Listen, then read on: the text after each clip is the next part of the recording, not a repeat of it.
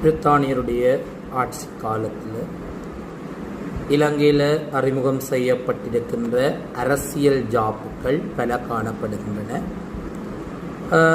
இலங்கையினுடைய வரலாற்றிலே 1833 ஆண்டு கோல்பிரக் கெமரன் அரசியல் சீர்திருத்தம், 1910 ஆண்டு காலப்பரப்பில் குரு மெக்கலம் அரசியல் சீர்திருத்தம், 1920 ஆண்டு காலப்பரப்பில் மெனிங் அரசியல் ஜாப்பு சீர்திருத்தம், 1924 ஆண்டில் மெனிங் டெவன்செயர் அரசியல் ஜாப்பு சீர்திருத்தம், 1931 ஆண்டில் டொனமூர் அரசியல் ஜாப்பு சீர்திருத்தம், 1947 ஆண்டில் சோல்பெரி அரசியல் அமைப்பு சீர்திருத்தம் என்பன பிரித்தானியருடைய ஆட்சி காலத்தில் இலங்கையில் அறிமுகம் செய்யப்பட்ட அரசியல் ஜாப்புகளாக காணப்படுகின்றது.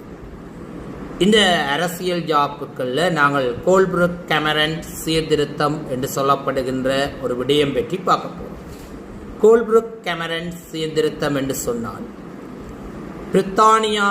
பிரித்தானியருக்கு இலங்கையில் செலவீனம் அதிகரித்து வருமானம் குறைவடைந்து செல்கின்ற போது செலவீனத்தை குறைப்பதற்காகவும் வருமானத்தை அதிகரிப்பதற்காகவும் 1829 ஆண்டில் WMG வில்லியம் கோல்பிரக் தலைமையில் வருகை தந்த ஆணைக்குழுவைத்தான் நாங்கள் கோல்பிரக் ஆணைக்குழு என்று சொல்லுவோம்.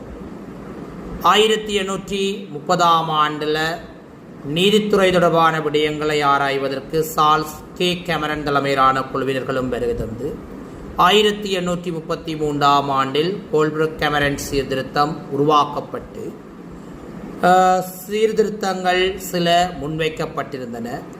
சட்டவாக்க சட்ட நிர்வாக சபைகள் தோற்றுவிக்கப்படுதல், நாடு 5 மாகாணங்களாக பிரிக்கப்படுதல், கண்டியும் கரையோரமும் ஒருங்கிணைக்கப்படுதல், கட்டாய ராஜகாரிய முறைமை நீக்கப்படுதல்,